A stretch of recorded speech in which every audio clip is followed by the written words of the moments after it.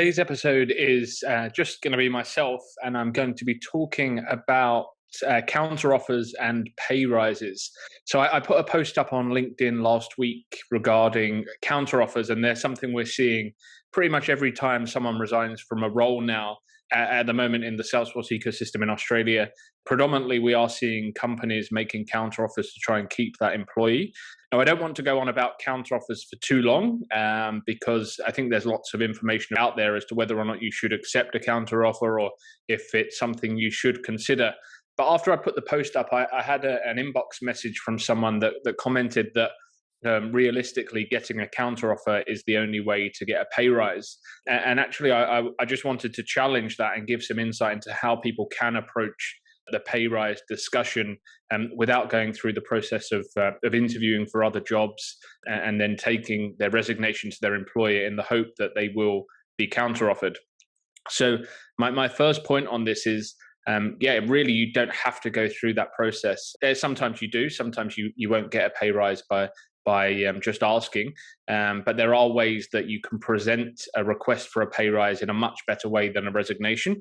Ultimately, the resignation is only going to lose trust and force the hand of your employer if they are to make you a pay rise offer to keep you. Whereas realistically, if you go down the path that I would recommend, if money is the key factor behind why you're looking to move role or the main reason why you're starting to look out for other jobs, there is a better way of approaching that and ultimately giving your current employer the option of increasing your pay before you even start looking for a role.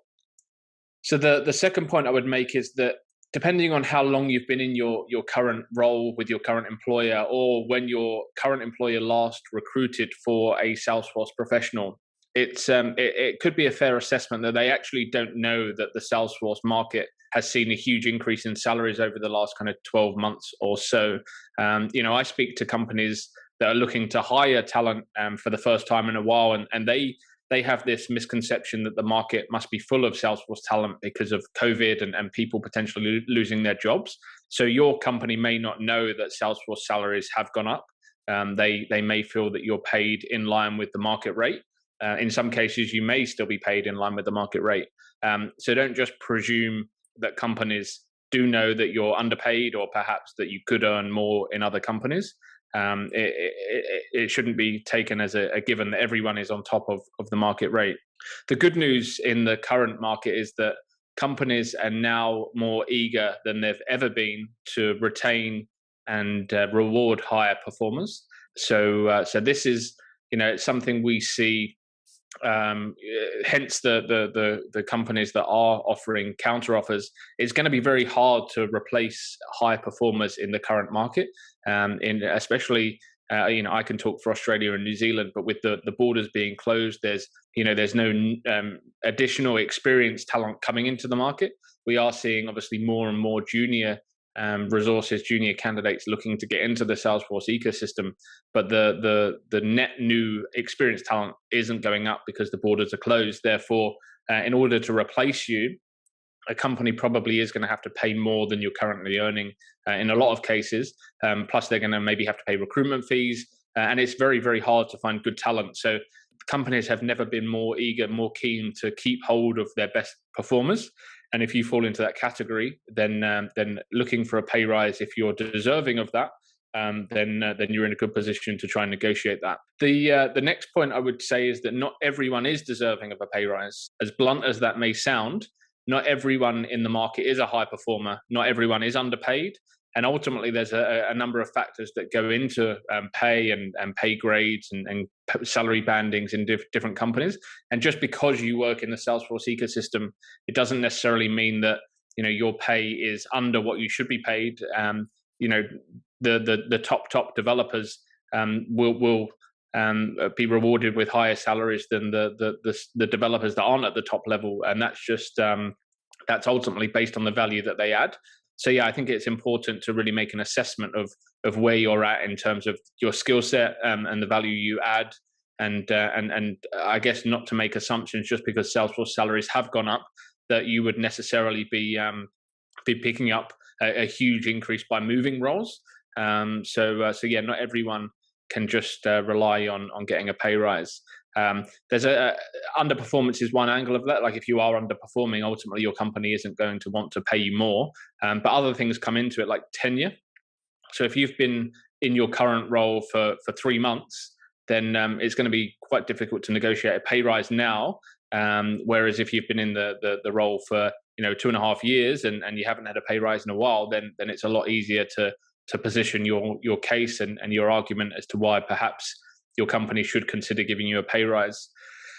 I also think that people need to really understand, well, what kind of pay rise am I looking for, and what is that going to mean to me? I speak to people quite regularly, and even contractors, and they're looking for, they're considering moving roles for an extra $50 a day with a new company, or someone's looking to move role and go from one permanent role with one company to another, and the pay rise is $10,000, and pay is the only reason they're moving because they're happy in their current role. So my advice to those people is to always actually work out, well, what does that pay rise mean to you? What does it mean to you after tax? In Australia, there's a platform I use to calculate salaries, and I'll put the link in the notes of this episode. But just wherever you're based, go onto an online salary calculator and type in the pay you're on now and work out obviously the net figure that you get per month and what tax you pay. And then type in the increase that you're looking for, and then you'll understand actually what that figure means to you after tax. I mean, obviously, any pay rise is beneficial in terms of your after-tax earnings, but the difference that you get by moving roles for $50 a day might not be as significant as you in your mind it sounds after you've taken tax into account, and then moving between jobs and moving into an environment that you're not familiar with. And obviously, the higher your salary is, the higher, to a point, the higher your tax banding is. Therefore, the net figure in your pocket after the tax has been taken out might not be as big as you'd hope.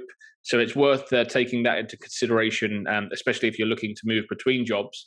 It's moving between roles. If you're happy in your current role and it's only for the money, you really need to know what that money is actually going to mean to you. And also, when you're about to negotiate a pay rise, I think it's good to know, well, actually, if I do get this pay rise, what does that mean for me, and does it make a significant impact? Or if not, am I actually selling myself short, and should I be looking for more money? So going into that discussion, knowing what a salary increase actually means to you. So once you've established, if you actually, if you feel like you're a high performer, you feel, now's the time to ask for a salary increase. Like I said, you don't have to then start looking for jobs outside of your current organization if salary is the only factor. So really, your manager is unlikely to be able to approve your pay rise request on the spot. It's quite likely they have to go and get things approved. There might be levels of management above them. There might be finance discussions with the finance team. It's not as easy as just a yes or no answer. So the best way to approach this is to do the work for them, and to build a business case to help your manager present this case to anyone above them or anyone else in the approval process. Now, I see people expecting a pay rise purely because the market's gone up, and ultimately that isn't a business case, right? So if you imagine that your manager isn't making the decision and someone that doesn't know you so well is making that decision, then the justification that your salary should go up because salaries across the Salesforce market have gone up might not necessarily be enough of a justification for you to achieve it. So I think the key things here are to work out actually what have you achieved in your role. Now this is obviously something that if someone has been with a company for a lengthy period of time, there's going to be more achievements that they can really map out and use as justification. Whereas if you've only been in the role short term, it's going to be a lot harder to justify a pay rise based purely on achievements. Although you might have had some, and hopefully you will. The longer the list of achievements, the stronger the business case. So work out, what have you achieved in your role? Things that perhaps you weren't expected to achieve, or things that you've gone out of your way to achieve. So that could be, in an administration role, a Salesforce admin role, you've improved user adoption to by 20% from when you joined. It could be that you've realized that there was some wastage on licenses, and you've managed to remove those licenses and save the business a certain amount of money. So when you're looking at these achievements, you need to kind of tie that back to what impact that has had on the business. That could be bringing improved customer satisfaction. It could be improved revenue. It could be something you've changed in the way that you manage support requests that has enabled streamlined support requests and meant that your users are getting their support a lot quicker, improving their ability to do their job, which has a knock-on impact on revenue. So try and tie things back to the impact on the business. If you're working in a consulting organization, that could be, you've improved a relationship with the customer and they've signed up for another statement of work that perhaps they weren't going to do until you improved that relationship, and that's X amount more revenue than if you hadn't been on that particular client site. These are all things that really strengthen your case and make it a lot clearer as to why you should receive a pay rise. The other thing is to think about your job description. So when you were hired into your role, your company felt that they were paying a fair salary based on the expectations they had from that job. So go back through the job description and work out what do you actually do now that you weren't hired to do. That could be mentoring junior staff. It could be working weekends to do deployments. It could be supporting another team that you weren't initially supporting, another business unit that are now on Salesforce. That means the user base has increased. It could be that you are working for a consultancy and you weren't hired to do pre-sales, but you are now doing pre-sales, and the impact that has had on the business.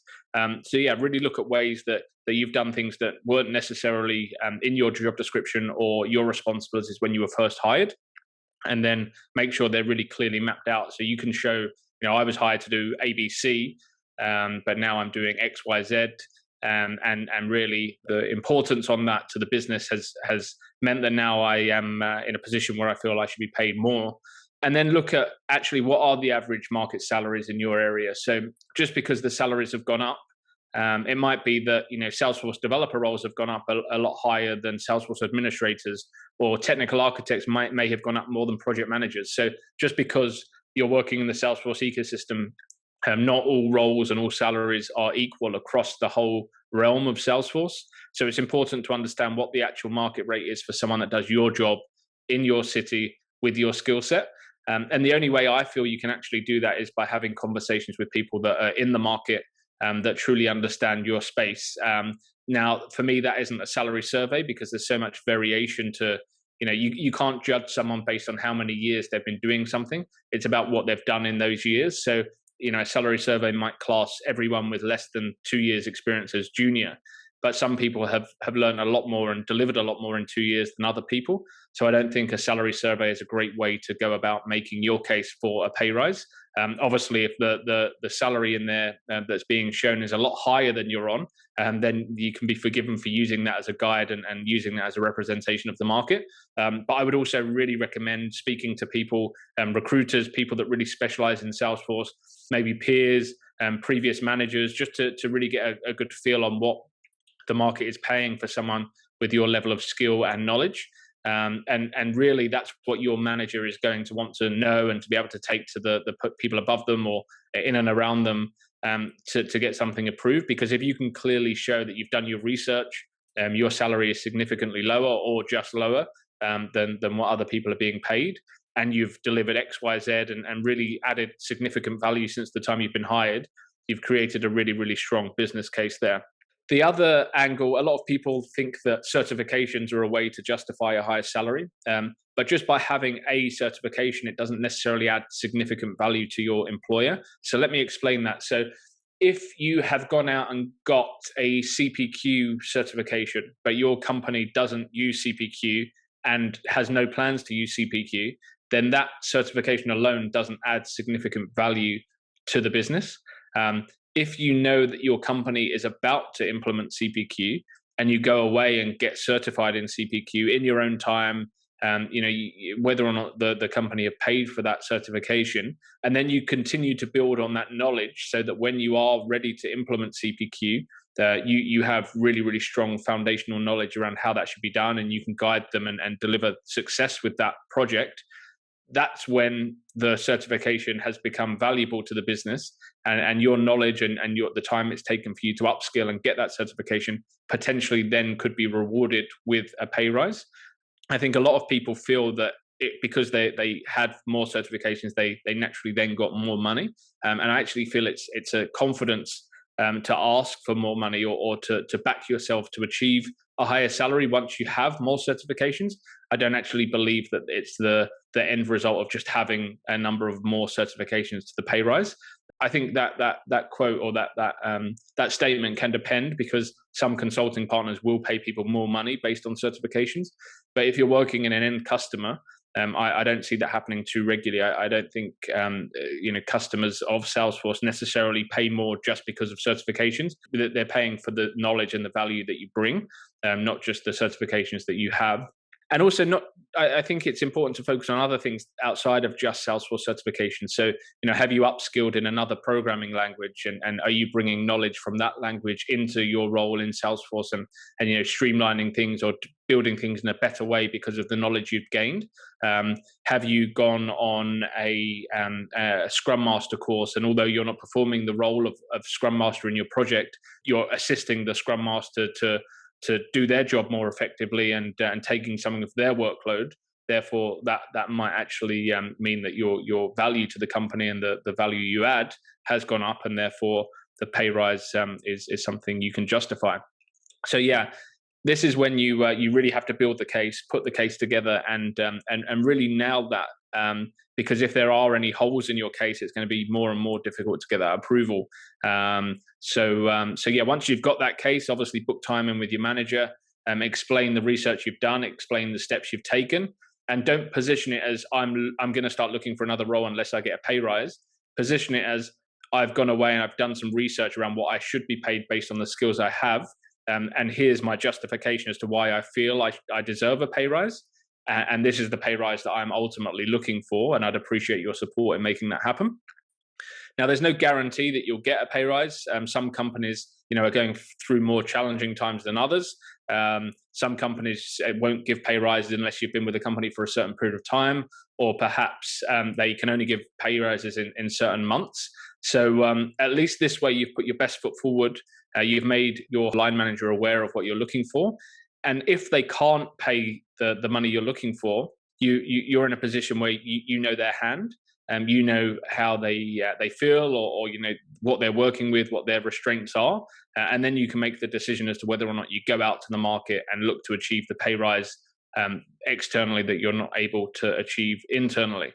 Now, this is also my approach, or would be my approach if I was a Salesforce professional, because then when I do come to resign, if I have secured a higher salary from somewhere else and I'm moving on, then that if your current company offer you a pay rise at that point, after they've already turned you down for a pay rise, that they're only doing that because of the fear of losing you, and potentially they didn't value the work that you had done during the time you were there, and now panicking about potentially trying to replace you, or the impact it's going to have on their business and their role. And that's why they're offering the pay rise.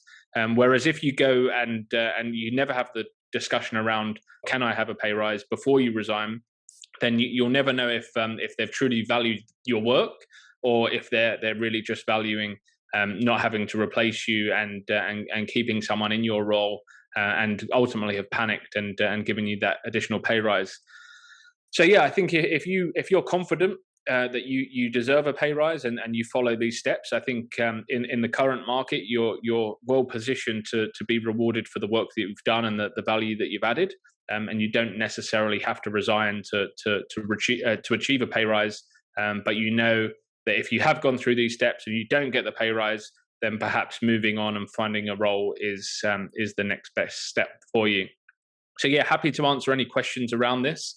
Please do reach out if you've got any questions or concerns about what I've said, or if you'd like some help going through this process, then I'm more than happy to speak to any of our listeners and answer any questions you have and give any support that I can. Good luck.